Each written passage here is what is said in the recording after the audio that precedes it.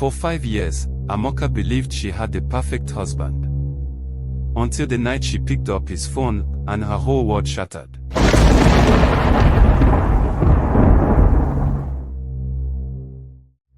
It was a rainy Tuesday night when Amaka noticed something strange.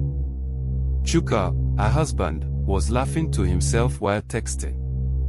She asked who he was chatting with, but he quickly locked his phone and kissed her cheek, brushing it off like nothing. But something felt off.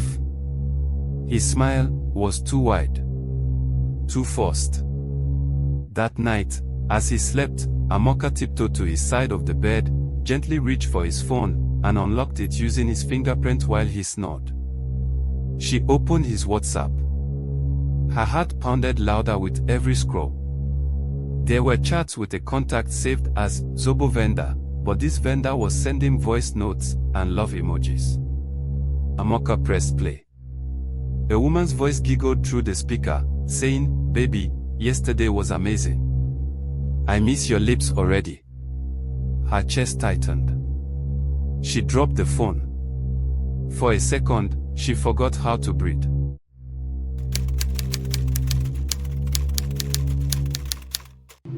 The next morning, Amaka served him breakfast with shaking hands. He smiled and reached for her, but she pulled away. "How's your Zobo?" she asked, eyes locked on his face. Chuka froze. The color drained from his skin. "What?" he stammered. "You heard me," she whispered.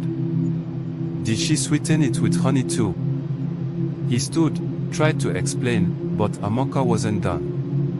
She had already sent screenshots to herself. She had a plan, and it didn't involve shouting or begging. That night, she visited the Zobo woman's Instagram page. What she saw sent chills down her spine.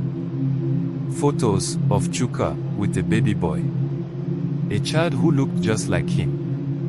And the captions. "Our world. Our king. Daddy of the year." Chuka had a second family. Amaka didn't scream. She didn't cry. She simply printed the photos, screenshots, and voice notes and packed a small bag. When Chuka got home, she handed him an envelope. "Everything you've built with lies, it's all in there," she said. He opened the envelope and his face dropped. His mouth moved, but no words came. Amaka stared him down. "I deserve better. And now, I'm going to find it." 2 days later, Amaka showed up at a quiet cafe. She had arranged to meet the other woman. She needed answers. The Zobo woman arrived, tall, confident, but surprised. "You must be Amaka," she said. Amaka nodded. "He told me you were dead," the woman whispered. "He said he was a widower." Tears welled up in Amaka's eyes, not from sadness, but from the insult of it all.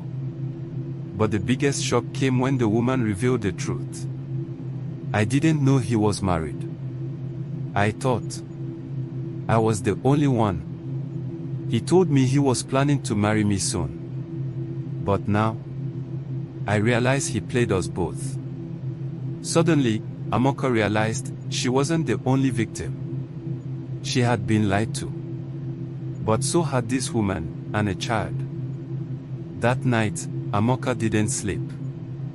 Her world had crashed, but something inside her was stronger than the storm. She wrote a letter, left her wedding ring on the dining table, and moved out without saying another word.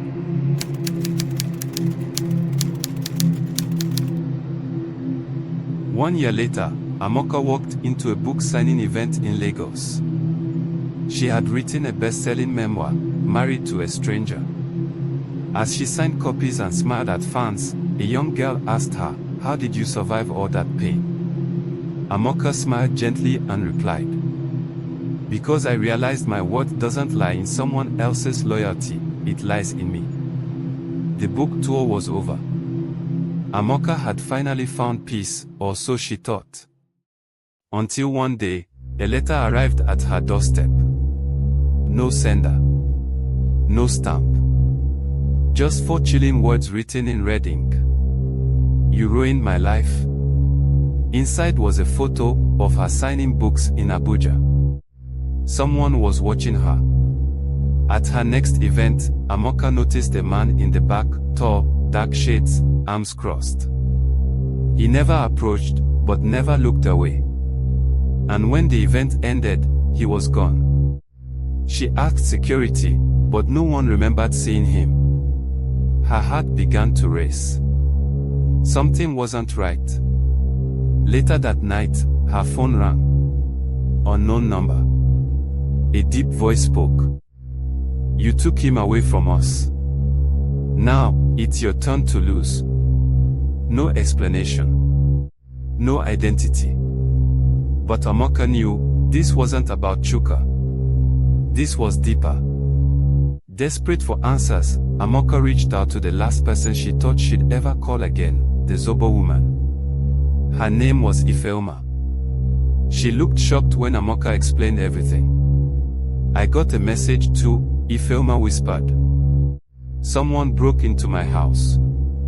They left one of your books on my bed, burnt at the edges. It wasn't a threat anymore. It was a hunt. Together, they began to investigate Chuka's past. And what they uncovered changed everything they thought they knew. Chuka wasn't just a liar. He had been involved in a secret business with dangerous people, people who didn't like loose ends. And now, they believed Amaka and Ifeoma had buried secrets that belonged to them. One night, Amaka returned home to find her door slightly open. The lights were out. Her blood ran cold. She stepped inside slowly. Her living room was empty, but on the mirror, written in lipstick. Next time, we won't miss. She grabbed her phone and ran. With nowhere to turn, Amaka and Ifeoma fled to a quiet village in the east, where Chuka's mother used to live. There, they hoped to find safety, and maybe answers. But what they found was an old man who claimed Chuka once buried a memory card beneath a tree. He said, "That thing. It has blood on it."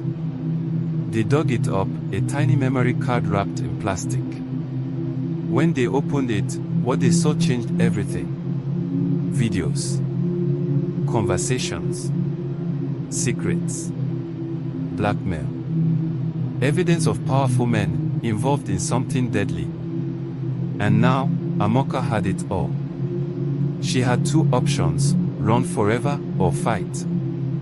Ifeoma wanted to destroy the card. But Amaka had had enough of hiding. We go public, she said. Let them come for me, but the world will know who they are. Amaka scheduled an anonymous video drop. In 48 hours, the footage would be sent to every major media outlet. But before the countdown finished, they came. Gunshots echoed through the village. Amaka was dragged from her room. A man pointed a gun to her face and removed his mask. It was Chuka. Alive. You shouldn't have dug that up, he said. Now you've forced my hand. Amaka froze. The man she thought was dead was standing inches away with a gun pointed at her head. Chuka smirked. Did you really think I'd go down that easily? That I'd let you destroy everything I built? Ifeoma was dragged in next, bruised, tired, but still defiant. She spat at Chuka's feet. You lied to both of us. You're no man, you're a coward. Chuka said. You both were just distractions. Collateral damage. This is bigger than marriage. Chuka offered Amaka a choice, hand over the memory card, or watch Ifeoma die. Amaka's hands trembled. But then, she laughed. Quietly at first. Then louder. You still don't get it, do you? I'm not scared of you anymore. She looked him in the eye and whispered. The video's already out. You're finished. At that very moment, across the country, phones buzzed. Social media lit up. The fires had gone public. Names, faces, secret recordings. The crimes of powerful men exposed in real time. Police sirens wailed in the distance. Amaka smiled as she turned to Chuka. "You're not walking away this time." Chuka tried to run. But before he could reach the back door, the police were already there.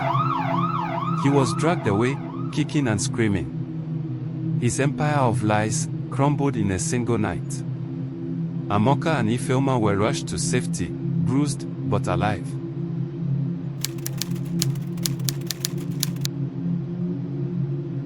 One year later, Amaka stood on the TEDx stage. She wasn't just a survivor. She was a symbol of power, truth, and transformation. This story wasn't just about betrayal, it was about awakening, she told the crowd. No matter how far the truth is buried, it will always find its way back to the light. As she walked off stage, Ifeoma greeted her with a proud smile. They weren't enemies anymore. They were sisters, warriors, survivors. But just as they embraced, a journalist from BBC News approached them. "Miss Amaka, your story has changed lives," he said. "There's a global documentary being produced on whistleblowers across Africa. We want you and Ifeoma to be part of it." Amaka hesitated, her mind flickering with both pride and fear. She had barely recovered from the shadows of her past, but she also knew this wasn't the end. Her voice still had work to do. Later that evening, as she sat by her window watching the city lights shimmer beneath the cloudy sky, her phone buzzed. "Unknown number, you think it's over. What you uncovered was only the beginning." Her heart skipped. She looked out the window again, this time with narrowed eyes. Sometimes, digging up the past only reveals deeper graves. And sometimes, the ghosts don't like being disturbed.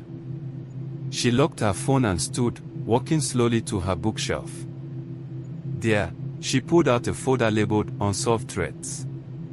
Inside were clippings, photos, anonymous tips, unfinished pieces of the puzzle that hadn't made it into the book.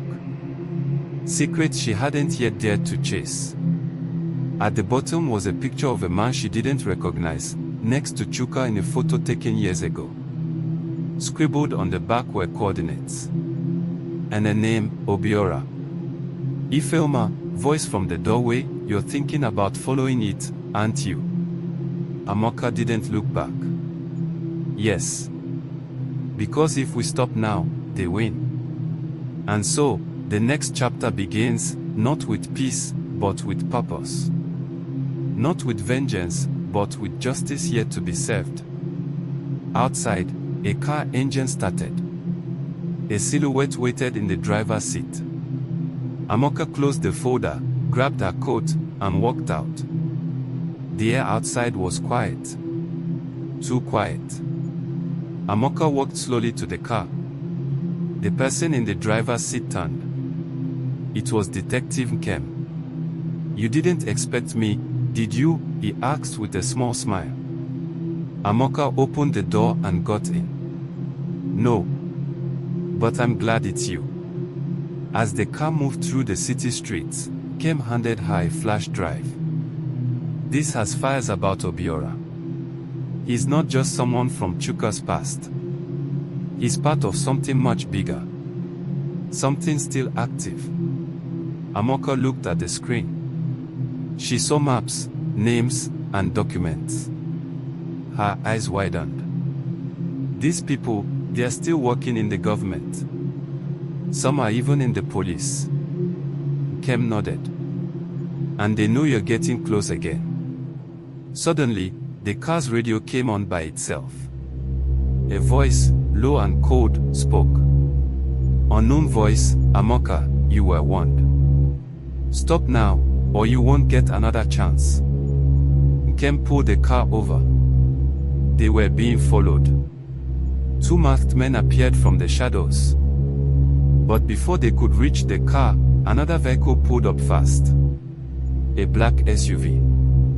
The door opened, and Ifeoma stepped out. She wasn't alone. A tall woman in a red suit came with her. She looked powerful, in control. "Get in," she said firmly. "We don't have time to explain, but we're here to help." Amaka and Kem jumped into the SUV. The woman looked at them through the rearview mirror. "My name is Zora. I work for an international agency. We've been watching Obiora and his network for years. And now, we need your help." Amaka frowned. "Why now?" Zora said, "Because Obiora has resurfaced. He's planning something in Enugu. You're the only one who can stop him." Hours later, the SUV pulled into a small compound on the outskirts of Enugu. It was quiet, surrounded by thick trees. Inside, a man with a limp walked slowly towards them. He had deep scars on his face. He nodded at Zara. "This is Okochukwu," she said. "He used to work with Obiora. He escaped years ago. He knows things." Okochukwu looked at Amaka. "You have their attention now. Obiora won't stop until you're gone. But there's something worse, someone funding him. Someone close to you." Amaka's heart sank. "Who?" He didn't answer. Instead, he handed her an envelope. She opened it slowly. Inside was a photo, her father, standing beside Obiora. She froze. Her breath caught in her throat. "No, that can't be." Zora looked at her. "Sometimes, the enemy is the one who raised you." That night, Amaka couldn't sleep. She sat alone, staring at the photo. She remembered her father's words. "Be careful who you trust, even family." Now it all made sense. Suddenly, her phone rang again. Unknown number. "You've gone too far," the voice said. "Turn back. Or you'll lose more than just your truth." Amaka stood. Her voice is steady. "I'm not turning back. Not anymore." She walked out to the others. "We move at dawn." At first light, the compound was alive with quiet preparation.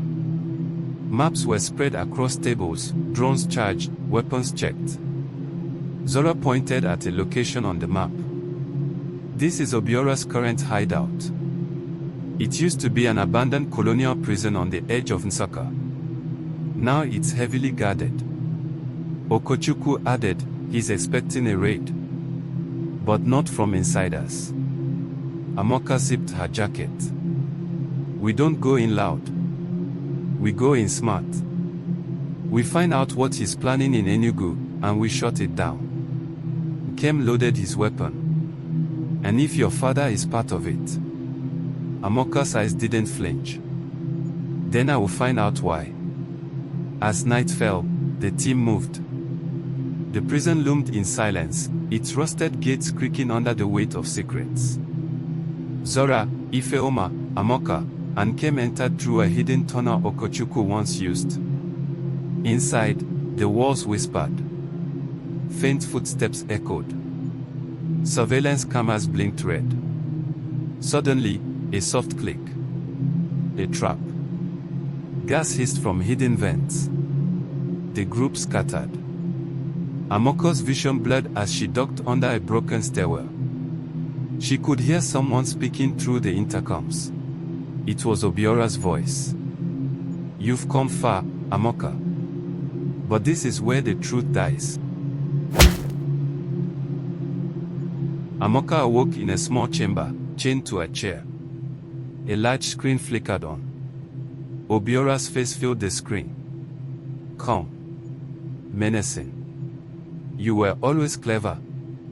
Just like your mother." Amaka's brows furrowed. "You knew her." Obiora smirked. "She was one of us once. Until she betrayed the mission. A door opened. In walked her father. Alive. Daddy. His expression was unreadable. I tried to keep you out of this, Amaka. But you kept digging. In the SUV outside, Zora connected to a hidden feed. She saw everything. She turned to Ifeoma. Obiora didn't lie. Amaka's mother worked undercover for the Nigerian intelligence agency. She went missing when Amaka was 7. Everyone thought she was dead. Ifeoma gasped. You think she's still alive? Zora nodded. I think that's what Obiora is holding over her father. Back inside the prison, Kem launched a breach from the outside, setting off an explosion that shook the walls. Chaos erupted. Amaka, still chained, shouted to her father, if she's alive, you owe it to her to finish what she started. Her father hesitated. Then, without a word, he shot the lock off her chains. Go, he said. But remember, this truth, it's bigger than all of us. The team escaped into the forest. Injured, tired, but alive. Okochukwu handed Amaka a torn, weathered journal. It belonged to your mother? I kept it hidden all these years. She flipped it open. Inside were names, locations, quotes, and a page written in her mother's handwriting. The truth must live even if I don't. Amaka closed the journal, tears in her eyes. We keep going, she said.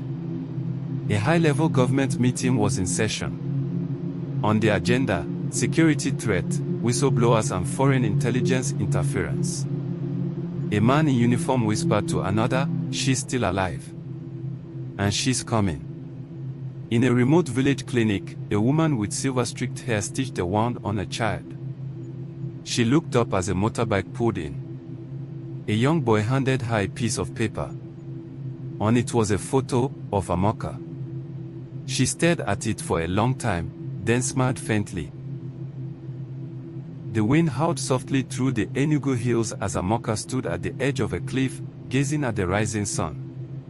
The weight of recent revelations pressed on her chest. Her mother sat beside her, sipping tea, the steam rising like memories. I never thought we'd meet again, Amaka whispered. Her mother nodded. The truth brings pain, but it also brings freedom. Behind them, Ifeoma and Kem reviewed files from Obiora's phone. The names uncovered were not just corrupt officials, they were a network spanning borders, funding violence, silencing whistleblowers, and rewriting history. Zora stepped forward. The world is watching now. But they'll look away soon. We have to act before they do. Amaka turned to face the team. Then we go global. No more hiding. Let's expose everything. In a secret government archive in Lagos, a final lead took them underground. Guards, lasers, locked vaults, it felt like something out of a movie. Inside a secured room, Amaka found a dusty red journal. Her father's handwriting. He had left behind more than guilt, he left clues. Remorse. A map of how it all began. The journal detailed deals made during the Civil War, connections to foreign banks, and betrayals that had shaped Nigeria's modern-day politics. A video file was hidden within the pages. Her father's voice played. I failed you, Amaka. But if you're watching this, you still have a chance. Don't let them erase us. Tears fell freely now. Not of pain, but of release. Months later, a press conference in Geneva streamed live across the world. Amaka stood beside global leaders, activists, and former victims. Zora introduced her, the woman who refused to stay silent. Amaka stepped up. Truth is not always safe. But it is always right. Today, we name names. We shine light. And we begin again. Behind her, A new coalition banner waved, Truth Fire Africa, a movement started by her, Ifeoma, and survivors across the continent. As applause echoed, Amaka saw her mother in the crowd, smiling proudly. And somewhere, in the silence between claps, a whisper of peace finally found its way into her heart. Thanks for watching African Echoes, where every story speaks to the soul. If you enjoyed this video, don't forget to like it, drop your thoughts in the comments, and share with your family and friends. And most importantly, subscribe to the channel for more powerful stories from the heart of Africa. Until next time, keep the echo alive.